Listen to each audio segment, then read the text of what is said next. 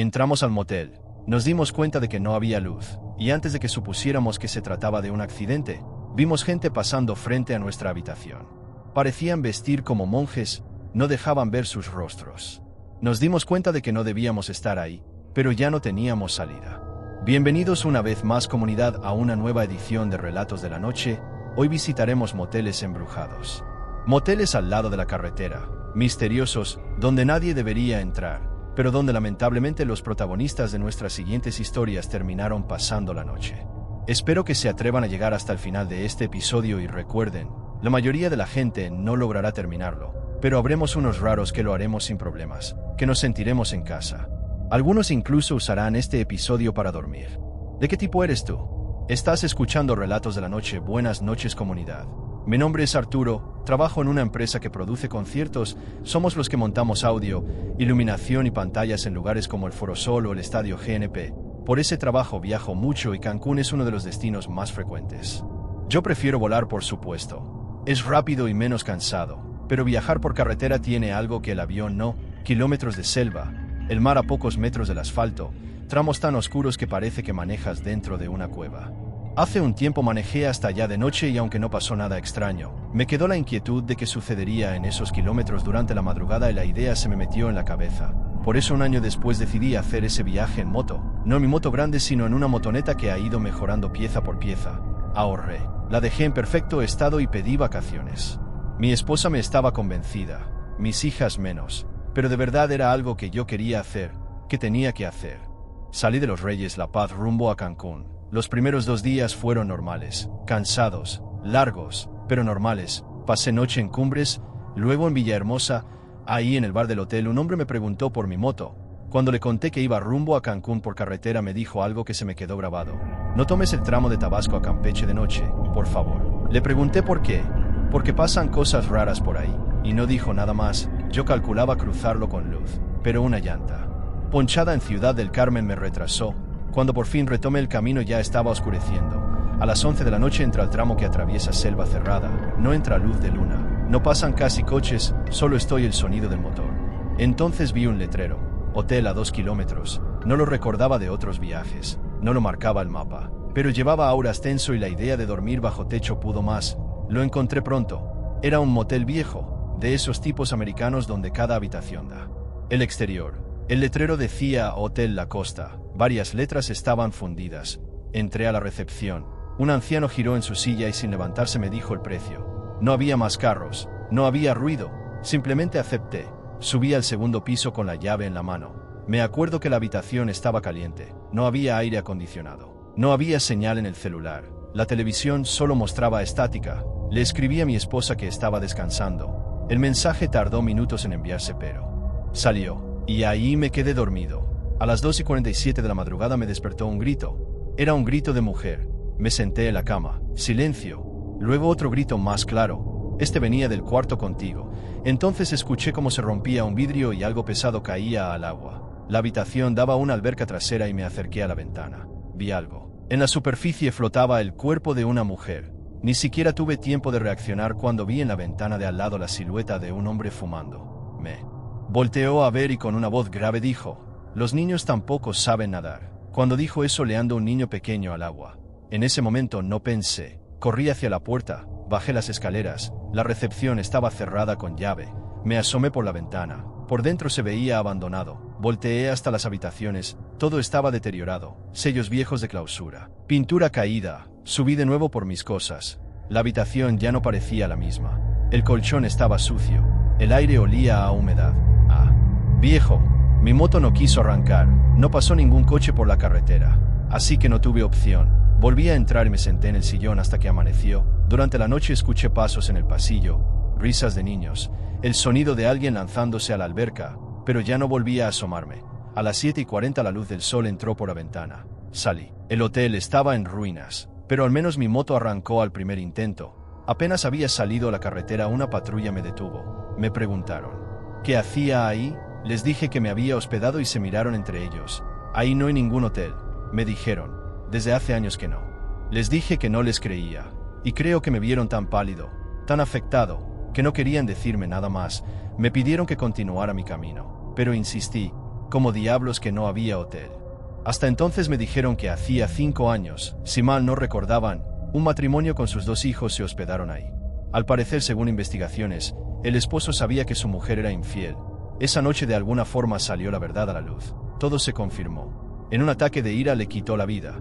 Luego lo hizo con los 2 pequeños y los lanzó a la alberca. Los lanzaron entonces mientras gritaban asustados los trabajadores del hotel dirigirse a la habitación y luego terminar consigo mismo, colgándose del ventilador. Ese incidente terminó por cerrar un hotel que ya casi ni clientes tenía. Después de decir eso, los policías prácticamente me obligaron a seguir con mi camino. Arranqué la moto y seguí. Más adelante, como a hora y media, llegué a un lado donde encontré hotel. Me bañé, comí, pero no me sentía bien. Después de pasar por algo tan fuerte se me quitaron las ganas de todo. Todo el día lo pasé dormido, hasta que me dio la noche y también la pasé ahí. Al día siguiente noté que había un mecánico de motos a unos metros.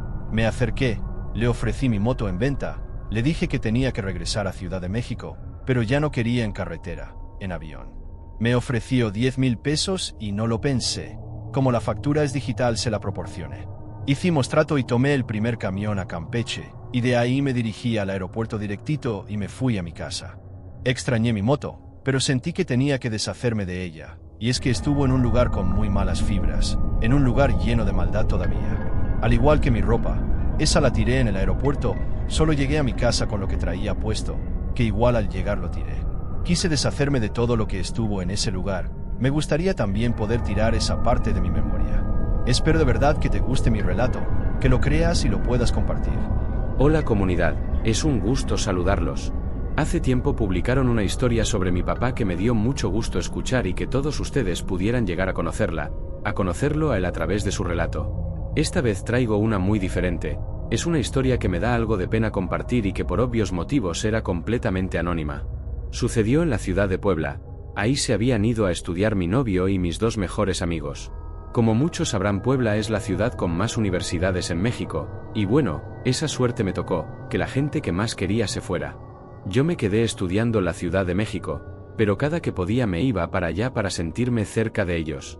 Mi novio estaba estudiando en la Benemérita Universidad Autónoma de Puebla, la UAP, y vivía con su madrina, una señora ya algo mayor y muy estricta, a la que no le podía decir que tenía novio.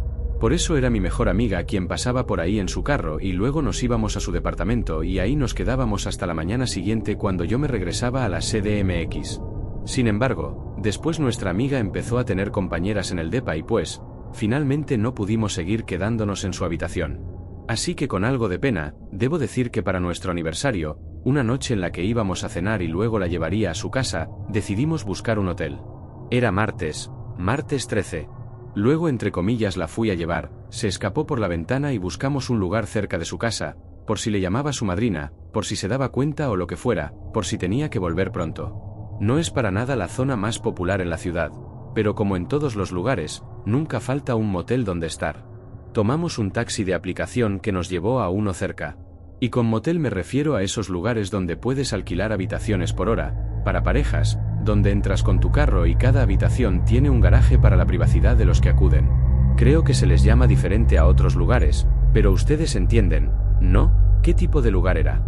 Cuando llegamos a la entrada, caminando, hasta parecía que estaba vacío, todo se veía apagado dentro, pero había una luz en la recepción, de esas donde te atienden sin que te bajes del coche y supongo que es raro que alguien vaya a pie.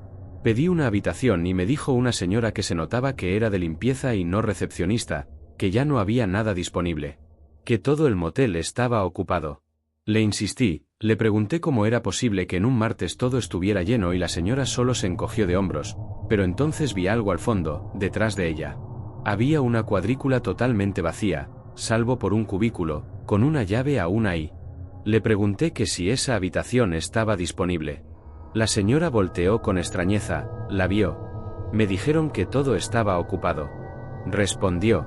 Y luego, sin pensarlo mucho, dijo, ok, es tanto por 4 horas, no hay salidas, hoy no hay servicio a la habitación y bla bla bla. Lo repitió de forma torpe, como si intentara recordarlo y me cobró. Y cuando volteé sonrientes a mi novia, porque creía haber solucionado un problema, su cara era muy nerviosa, no estaba segura de estar ahí. Estaba oscuro, se veía raro, no parecía ver a nadie, todas las luces se veían apagadas. Le pedí que solo revisáramos la habitación, a ver si le gustaba para quedarnos, y que si no, pues nos fuéramos y ya, sin importar que perdiéramos el dinero. Nuestra habitación estaba cerca de la entrada, así que avanzamos solo unos metros y llegamos. El motel era un largo camino de garajes, y sobre cada uno de ellos su respectiva habitación. Caminamos sin hablar, llegamos a nuestro garaje abierto y cerramos detrás de nosotros para subir a la habitación. No les puedo mentir, nos extrañábamos mucho, hacía tiempo que no estábamos juntos, y en esa pasión subimos y nos olvidamos de todo de verdad. Pero después me levanté de la cama y me di cuenta de que ni siquiera teníamos luz. Me reí, le dije a mi novia que con razón las luces apagadas, con razón no se escuchaba música ni sonidos de televisión ni nada, nos habíamos metido en un lugar sin luz. Bromeamos un poco de cómo la gente es tan desesperada que se habían metido ahí, y nosotros también, de cómo habíamos llenado un lugar aunque no hubiera luz. A lo mejor es un motel para feos, dijo mi novia y me reí.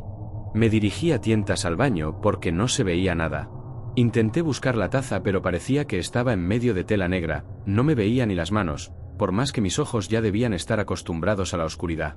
Sentí algo cerca de mi oído, como si alguien hubiera hablado al lado de mí. Le hablé a mi novia que me contestó desde afuera del baño. Volví a escuchar algo, me apuré a salir. Mi novia dijo que no aguantaba la oscuridad y se acercó a tientas a la ventana para intentar abrir la cortina, pero apenas la había levantado unos centímetros, la cerró de nuevo. La cerró, rápido. Le pregunté qué pasaba, pero no me contestaba. Me desesperé porque no podía verla. Intenté acercarme hacia donde estaba y por fin toqué su cara. Me di cuenta de que estaba llorando. Me susurró que no me asomara, pero evidentemente hice exactamente eso. Me acerqué hasta la pared estirando las manos y luego llegué a la ventana. Sentí la cortina, la levanté con cuidado. Afuera, por el camino que llegaba hasta nuestra habitación, por el camino que recorría el motel, iban caminando varias figuras, decenas de ellas, no alcancé a contarlas. Parecían fantasmas, llevaban trajes como de monjes y no se veían las caras. Afuera también estaba muy oscuro, aunque estaba a campo abierto, y lo peor fue cuando intenté buscar la caseta de la recepción. Estaba esperando que hubiera luz, pero la caseta ya estaba cerrada, apagada, con la pluma de acero abajo también. Me di cuenta en ese momento de que no debíamos estar ahí, de que nos habían dejado entrar por error y eso me aterraba, pero aún más el pensar que nos hubieran dejado entrar a propósito, con alguna razón, que quisieran que estuviéramos ahí, y empecé a sentirlo más porque de pronto, varias de las figuras se detuvieron específicamente frente a la puerta de nuestro garaje, de nuestra habitación. Volví a bajar la cortina, abajo la puerta de nuestro garaje se abrió, escuché voces, me tropecé para llegar a la puerta a cerrar. Mi novia entendió que había que quedarnos callados, y esperamos.